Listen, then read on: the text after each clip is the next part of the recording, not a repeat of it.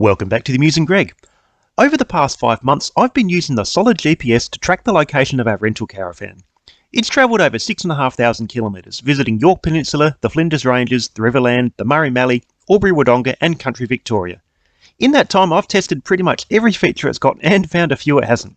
So stick around and you'll discover how it's different to Bluetooth trackers like the Apple AirTag, plus all the important details like the cost, the installation process, how to use the web interface and work around a few quirks, its battery life, their customer support, and how the product actually worked in the real world. In the course of all this, I'll explain why I chose it over one of its popular competitors, the Black Knight Z4, and we'll settle the big question of whether it's the right tracker for you. The Solid GPS is a small Australian-made unit which tracks its location via GPS satellites, and then uses its built-in 4G data connection to send that location to the internet, which you can then access from a phone or a desktop. It's primarily designed for tracking vehicles. Now straight off the bat you can see the Solid GPS is much bigger than Bluetooth trackers like the AirTag or Tile, and it's also more expensive, starting at around about $160 compared to only $50 or so for an AirTag here in Australia. The difference is that Bluetooth trackers like the AirTag do not connect directly to the internet. They can only transmit their location about 20 metres via a low-power Bluetooth connection to a mobile phone, and only when the right type of phone comes within range. That's an iPhone if you're using an Apple AirTag, or various combinations of Android phones and software for the Tile, Samsung, SmartTag and others. The phone then uses its own data connection to send the tag's location to the internet. So Bluetooth trackers work well when there's likely to be lots of the right type of devices nearby, such as in inner city areas, but they're not really of much use in regional or remote areas. Bluetooth trackers will also alert nearby phones if a tracking device is travelling with them, and depending on your application, this may or may not be what you're wanting. The Solid GPS's onboard internet connection should mean more consistent location reporting than a Bluetooth tracker gives, especially out of heavily populated areas. It's physically bigger simply because it has to transmit its location many kilometres to the nearest phone tower. So it serves a slightly different purpose to Bluetooth trackers. It's a good choice for tracking vehicles, but not so much for keys or pets. Solid GPS has 3 different trackers available depending whether you want 3, 6 or 12 months life from the rechargeable battery. I bought the standard 3-month version from their website for $157. In addition to the upfront price, there's a monthly SIM card fee of about $7 a month, or just under $6 a month if you pay a year upfront for $70. This provides a 4G data connection on both Telstra and Vodafone, whoever's got the best signal. You also get 31 days of free tracking up front before that tracking cost kicks in, which gives you a chance to learn its features. This pricing includes activity notifications via email or through the phone app, or you can pay an extra $5 a month to get these via SMS. Across 2 years of use and paying annually, the Solid GPS will set you back a total of about $300, which works out to about $12.50 a month. If you don't need to use the tracker regularly, you can simply not renew the monitoring at the end of that month or year's subscription, whichever you chose, and just subscribe again next time you need it. So it's a flexible option if you only need to use it occasionally, rather than paying for monitoring when you're not needing it. By way of comparison, the Black Knight Z4 works out to about $700 across the same period. You can pay this at $29 a month, but with a minimum 24-month subscription. Alternatively, you can pay $3.99 upfront and then $154 for a year, which eventually works out a bit cheaper than paying monthly. Black Knight also requires you to maintain a current subscription even when you're not using the vehicle, or they may permanently and irreversibly terminate your tracker. So whichever way you cut it, the Solid GPS is a much more affordable and flexible solution. Inside the box you'll find a coupon code you can use to refer friends and family. Now I've arranged a special deal with Solid GPS exclusively for my subscribers. If you buy a tracker through their website and use my coupon code MUSING, you'll get 75 days free tracking instead of the standard 31 days.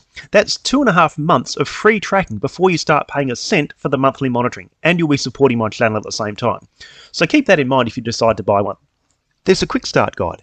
Don't lose that because some features aren't self-explanatory, and make sure you watch the 4-minute setup video because there's still a lot this printed manual doesn't cover. Next comes the tracker itself, which is pretty small. It measures 85mm long, 50mm wide and 22mm high. It's just a bit smaller than a typical deck of cards. And it weighs 102 grams. That's around about the weight of an apple. On one side you'll find the micro USB charging port and a power LED. On the back you'll find a tiny power switch, and that's it. There's nothing else on the rest of this unit. Also inside the box you'll find a cable to charge the internal battery and a SIM card pin to activate the power switch. In practice you're probably not going to be turning this on and off very often, so this is probably fine to have the switch set up that way. Now, when I first opened mine, I didn't realise that that tiny thing was actually the power switch, and I assumed you had to pull the box open to turn it on. So I ended up getting a bit of a look inside without intending to.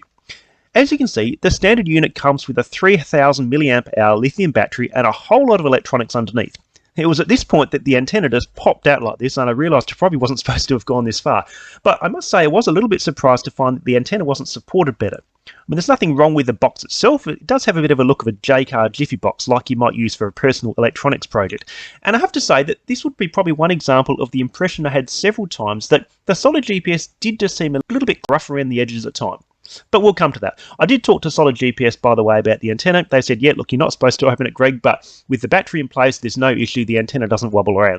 Okay, now moving right along, we plug the power cable in and the red charging light comes on. Then we let it charge up for 12 to 24 hours.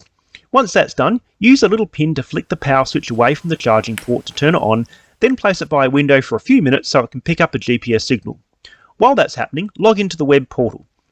If you order directly from Solid GPS, your unit will be activated automatically and you'll receive an email with setup instructions. Otherwise, visit solidgps.com/activate to create an account. Once it's found a GPS signal, you'll see a map with a red marker showing its location.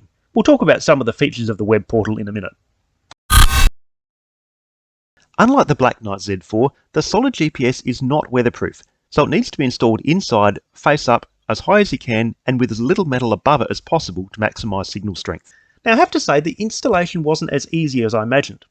Look at it. How would you secure this anywhere? The sides of the box are completely smooth and slightly tapered, and there are no holes for screws or cable ties or anything. Solid GPS said that most people stick double-sided Velcro tape on the bottom of the unit so it can be removed for charging. Velcro can unhook itself with lots of vibrations, and the adhesive on double-sided tape can let go, especially in hot environments like you get in a vehicle. I reckon it should come with a mounting cradle that could permanently be fixed in place, and the tracker then slid inside and locked into position. This would make installation easier and far more professional, or at the very least include some double-sided Velcro tape that's strong enough for vehicle environments if that's how they're expecting people to install it. The fact that the installation doesn't really seem to have been thought through very much is one of those little rough edges I was talking about with Solid GPS. Because the Solid GPS is battery operated, you don't have to run power cables like you do for the Black Knight. However, if it's going to be a permanent installation or you're concerned about battery life, you can always wire in a USB charger and have it on charge permanently. Let's look at the web interface where you monitor everything on the tracker. It's fairly straightforward when you know what everything means, but as a new customer it can be a little bit daunting in some respects because some of the language here is not particularly intuitive and they don't give you tooltips or instructions or anything on the page. So I'd recommend you have your quick start guide handy, or you can go into this support FAQ page. I'd recommend you open that up in a new tab, especially if you're using it for the first time. And on this page you scroll down to under frequently asked questions, scroll down to the features section, and this actually does a pretty good job of explaining most of what we're going to talk about on this dashboard page. Okay, so this is the dashboard page. So on this page you can see there's a map with a red dot here which indicates the current location of the tracker, and on this map, of course, as you'd expect, you can be in standard map view or satellite view. So as you can see, I'm here at Port Hughes on South Australia's beautiful Yorke Peninsula, and if somebody else had the van and I wanted to see how they'd got here, you can simply just, as you expect, be able to zoom out on the map and just see the whole map of that trip. On this left-hand side of the map, you've got this locations tab, so you've got locations and devices. Locations gives you a list of all of these GPS logs that it's recorded. So as I mentioned, 1A is the most recent one, so if we click on that, that takes us to where it currently is. We can click on 9A, 10A and sort of kind of work our way back along the route if we wanted to. For each of those markers, that shows us the timestamp of when the tracker was at the location, the latitude and longitude, and then the speed that it was traveling at the time. So if we were scrolling back and think, okay, how fast do people have been going? Okay, about 83, 84 kilometers per hour. And scroll down a bit further, think, oh, okay, and they're not moving down here. What's happening here? Oh, okay. Truck stop at Bolivar. Okay, they've pulled in to have tea or something like that. Now each location log is around about 10 minutes apart, so it's not exact. So you see, that's basically 20 past 5, half past 5. This one's a little bit longer. There's a couple up here, they're only 5 minutes apart, and that's 6 minutes. So it's not exact, but it's kind of around about the 10 minutes plus or minus a few minutes either side. And then you can, of course, filter these down here by whatever dates you're interested in. Then you come across to the Devices tab. This shows you all the different devices that are linked to your account. Now, of course, I've only got the one, so it just shows me one there, and that's like it's got the ID letter of A. I'm guessing if I had two trackers instead of a 9A, I'd also see a 9B or a 1A, 1B, things like that. So you could have different trackers down here, and you'd be able to see all the different locations on a map. So that might be useful if you're running a fleet of vehicles and you wanted to see where they all are. And obviously, you can then nickname it. This is Fred's van, Joe's van, whoever it might be. Now, you can see that the colour indicates the colour of these markers, and obviously if you had different trackers, you'd have those in different colours. You would expect you just do a right-click here and change the colour. No, sorry, you can't do that. And this is one of those little rough edges that I was talking about earlier with Solid GPS. If you want to change this sort of colour, you've got to go into your account settings. So if you go into your account settings, the colour of the icon, which is down here. So that's something you've got to set up in there. No, it's not particularly intuitive, but that's just the way it is. So down the right-hand side of the page, we've got here the current date and time, the battery status. Now then below that, you've got these two other modes called Emergency Mode and Watchdog Mode. And this is another time where you think, what are those things? Where's my tooltip to tell me what to need to do? No, unfortunately, that's where you've got to go across to the support page, and that'll tell you what they do. Emergency mode. So when you flick that on, instead of tracking every 10 minutes, it will send a location every 2 minutes typically. Now this might be useful if your vehicle's been stolen or you're wanting to really keep a closer eye on its location. Now this switches off automatically after about 6 hours to conserve battery, and then it just goes back to the standard 10-minute tracking. Now it's worth noting that the Black Knight GPS unit tracks every 15 seconds the whole time. Now that's obviously a big improvement over 2 minutes for emergency mode, or around about 10 minutes under regular use, which is what you get for the solid GPS. And the Black Knight can do that because it's hardwired in, so it doesn't have to conserve battery life like the solid GPS does. So if you're willing to pay for highly accurate up to the second location tracking, the Black Knight definitely has got the edge over the solid GPS unit. So I'll turn that one off. Now the other mode here is Watchdog mode. Now what Watchdog mode does is it draws a temporary 50-meter rough boundary or geofence around the tracker in its current location. Now when your tracker moves outside that boundary, it automatically switches itself off and turns on emergency mode. So this happens in the background, you don't have to do it through this interface.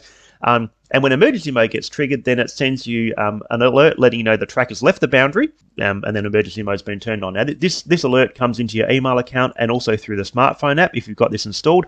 And you also get an SMS alert if you pay the $5 a month to have SMS alerts enabled. Now lastly along the bottom you've got just some information about the name of the tracker, its current status, when you expect it to move, update next, last updated, and the total kilometres travelled in the lifetime of the tracker. Now I mentioned a minute ago that under Watchdog mode it automatically draws a 50-meter boundary around your tracker. However, you can manually create boundaries or geofences around your tracker of whatever size you want. Unfortunately, for some reason you can't do that here in the dashboard. And again, this is another one of those little rough edges. I would have expected to see a link here or some other way of manually draw a boundary or something. If you want to do that, you've got to go across to your account settings. Why account settings? I really don't know. It's to do with the tracker. I would have expected to be here. So go into your account settings and we scroll down to boundaries. Now we're going to switch across to the Android app where I set up my first boundary on the phone about a month into using this product. So you click Add New Device Boundary. And then that obviously brings up the map showing about where you are. So we're just going to zoom in here to get the position just right. And once we've got that right, we're going to click that Add Boundary button and just simply draw on the screen to draw a box to set the size of the boundary that you want. And that's all done. Now we're going to scroll down a bit there and we can give it a name. We're just going to delete that and call that Bakery because we're here at the bakery down in Port Noarlunga. And then down a little bit further, you can set what sort of alerts you want. Now, I'm already inside this boundary, so I don't need to set up an entry alert, but I do want to turn on emergency mode when we leave that boundary. So click those, and it's all done. Click back to return to the account page, and you can see that the new boundary is all set up. So while we're in account settings, so in general information about your account, do you want to show the speed and lines on the map? This is where there were tooltips, by the way. That's what I was talking about earlier. So they've got some tooltips, but they're not everywhere. So again, just a little thing to look out for. The name of your tracker, information about your tracker, your subscription. As you can see, I bought my tracker back in December, and it's still in the trial stage. It's now the 11th of March, and I'm still in this trial stage. And that's because I used my coupon code. And that's why I say if you guys are interested in getting one of these trackers, make sure you use my coupon code MUSING, because that's going to give you 75 days of free tracking. I've had this for whatever it is. It's two and a bit months now, and I've done several trips in the van, people have hired the van, and I haven't paid a cent for any of that monitoring. I've paid $157 or whatever it was to buy the tracker, but I haven't paid a cent for any of the monitoring. Payment details, device boundaries, we've talked about that, and some other information. This is where you can set up your SMS notifications if you want to get those. You can temporarily create a public sharing link for your dashboard. Now, this might be helpful if somebody else is going to meet your vehicle and you want to show them where it's up to, or if your vehicle's been stolen and you want to share its current location with the police. You can just sort of click that link there and it will then give you a link which you can just copy and then just email through to somebody. And once, of course, you finish with that, you can just click cancel and stop sharing that. Also down below that, you can create a custom report of all the activity the tracker has had within a particular date range. Now, I did this just before publishing this video, at which time I had 5 months of activity with over 1,600 rows of data. And maybe that's why it took about half an hour to land in my inbox, not the 3 to 5 minutes that they say. Now, the report comes in either a PDF like this, which has got just heaps and heaps of data in there, or it also comes as a CSV file, which you can obviously open in a spreadsheet. And this is probably the one that's more useful for most people. And again, it's got basically the same sort of information. It just means that it also adds in the street address when it can find one. So that can sort of be a bit more useful rather than just a latitude and longitude. And there's a few little system bits of information here and there, occasional references to cell connections and things like that. So you're probably not going to use those sort of reports very often, but it's nice to know they're there if you need them. Now that we know how it's all supposed to work, let's take a look at some of the trips the tracker's been on over the past 5 months and see how it actually worked in the real world. In general, the solid GPS worked exactly as I expected it would. Whenever the van was out, I could check my phone or PC to see where it was up to. I could check how fast the van was going at each of the location logs and make sure it was where I expected it to be. It worked pretty much as expected.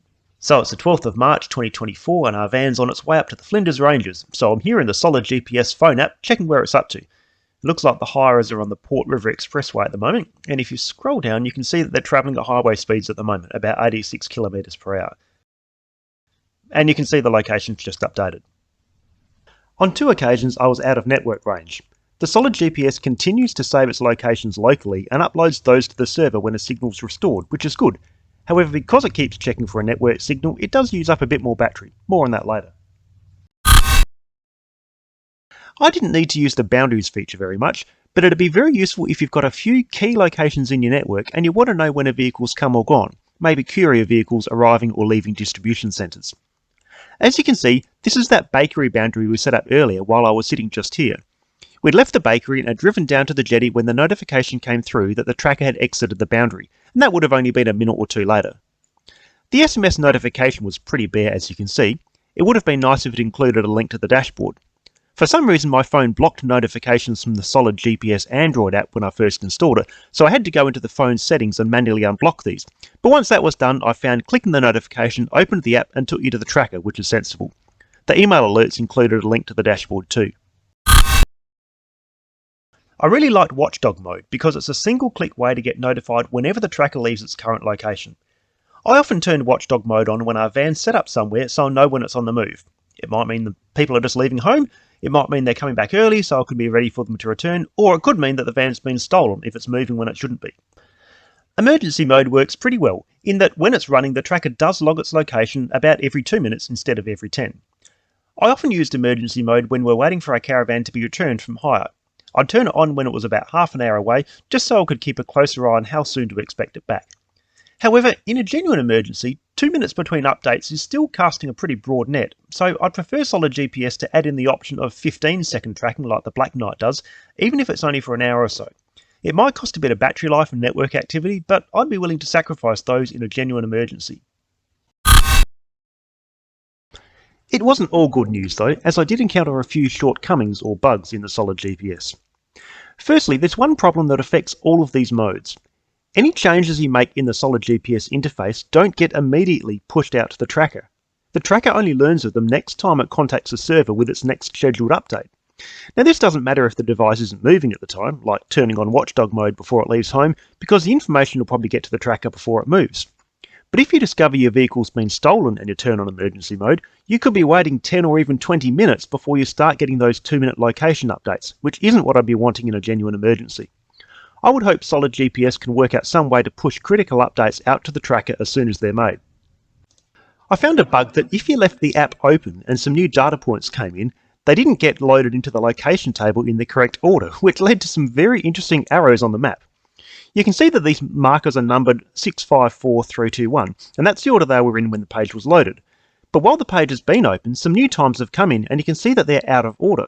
We go from 1338 next up to 1402, then back to 1348, 1350, 1355, and then we jump over that 1402 result up to 1405 and so on. This is why the arrows go back and forth like crazy. You just have to refresh the page to get that fixed up, and then it displays properly, but it's a little bug I hope they'll resolve soon. One other little issue when the tracker's out of range is that the dashboard doesn't show that it's out of range. It just continues to show its last status of moving, and that's what showed for 4 days when we were camping out of signal. If the server hadn't received an update in a reasonable time frame, I'd expect this to change to tracker out of range awaiting update or something more meaningful. The only other annoying thing I found is that there was no easy way to see how far the tracker has travelled within a given date range. Now this would have been really helpful for me so I could see how far the caravan had travelled during a higher period to work out if we needed to charge for excess kilometres. Here's a hack I worked out to achieve this, which is also in the video description, but unless you need this feature, just skip ahead about 35 seconds. In the Solid GPS dashboard, go to Account and create a custom report for the date range in question. When it arrives in your email, open it in Excel. Insert 2 columns to the right of column C, latitude, longitude, and call these latitude and longitude in D1 and E1 respectively. And then in cell K1, type distance, kilometres since last data point. In cell D2, type the following formula. This will put the latitude in column D and the longitude in column E. Fill this down to the bottom of the table. In cell K2, type the following formula. Then fill down column K to the second to bottom cell of the table, bottom one, the second to bottom. This will show you the distance between the coordinates in that row and the ones in the next row and display them to 2 decimal places. And over column K to view the sum of the distances between the dates or do an auto sum at the top of the column. Your actual battery life will depend a lot on how you use it, but I was pretty pleased with what I got from mine. I bought the tracker with a 3-month battery, and after 3 months of use I still had 90% battery remaining. The tracker had covered about 2,500 kilometres in that time, however it was actually only moving for 12 of those days, and it was always on phone signal. In the next 5 weeks it spent 8 days out of range and travelled a further 3,000 kilometres, in which time the battery dropped from 90% down to 40% and then to low battery, which is apparently 30% or lower. I ended up recharging mine in mid-May, so I got 5 months of use out of my first charge, which is better than what they advertise, but a vehicle that's travelling more regularly is probably going to be more like the range they advertise. Solid GPS's support has been excellent. I emailed them a few times before purchase, as well as many times while preparing this video, and in almost every case I got an email reply the same day, often within hours or minutes, and in simple, plain English. Now this is not something to be underestimated. You could probably find cheaper trackers made overseas, but if something goes wrong or doesn't work quite the way you expect, you might struggle to get any support, let alone in language you can easily understand. They also quickly fixed confusing wording on their FAQ page in response to some of my questions, rather than the request having to go through 20 layers of help desk support in some big cumbersome company. Their solid support, excuse the pun, is one advantage in buying from a local Australian company. As I said in previous videos, productreview.com.au is also a great place to go to see how people have found a company, and Solid GPS has got 4.8 stars out of 83 reviews, and they're recent reviews too. I've got no personal experience with Black Knight, and they only have 3 reviews, but they're all terrible. However, those reviews are a few years old too, so it's possible things may have improved since then. If you're interested in the Black Knight, do your own research on this, but Solid GPS certainly has got many satisfied customers. For under $200 plus $70 a year for tracking, the Solid GPS is a very well priced product, considering it comes with a SIM card, access to 2 mobile networks, and 31 days free tracking. And especially so since you can extend this out to 75 days free tracking if you use my coupon code MUSING when you order through their website. Watchdog mode works well. The boundaries are easy to set up and effective, and I got 5 months use out of a device with a claimed 3-month battery life before I had to recharge it. Because it's battery operated, it doesn't take too long to install somewhere. The customer support is great, the phone app works well enough and as easily as the web interface, and I like that it's a local Australian made and supported product. Most of the disadvantages aren't deal breakers, and they're pretty excusable given the low price point, but it also wouldn't take too much to fix them. The plain black Jiffy box gives it a cheap look, even just the logo would help. Installation could still be easier with some screw holes on the product, or an installation cradle rather than having to supply your own Velcro, and if it was weatherproof you'd have a few more options. The dashboard needs some work. Some functions could go in more logical places, tooltips need to be on all functions, especially emergency mode and watchdog mode. It'd be helpful to have total distance reporting across a given date range, and they need to make sure that new data points get added to an open dashboard in chronological order. All of these things I've learned to work around as a regular user, though occasional users might stumble a bit each time they come back. The big thing I would change is emergency mode. Frankly, I don't think it should even be called emergency mode because it won't respond quickly enough in a genuine emergency. They should call it fast tracking or something, and then create a real emergency mode which gets pushed out to the tracker as soon as it's turned on, not 10 to 20 minutes later, and then logs its location every 15 seconds rather than every 2 minutes, even if it's only for a limited time. On the very rare occasions you'll need a real emergency mode, you need it to work. So is it for you? I think for most people the answer will be yes, and I'd give it 4.5 stars out of 5. The solid GPS is an affordable, reliable and effective way to track your vehicle, and once you've learnt the foibles of the interface, it's easy enough to use. However, if true live tracking is a high priority, you'd be better off paying more for a hardwired tracker on a more expensive monthly plan. So I hope that's been helpful. If it has been, please like, subscribe and share it on your socials, and post down below what your experiences have been with GPS trackers. But that's all for now, so I'll catch you next time.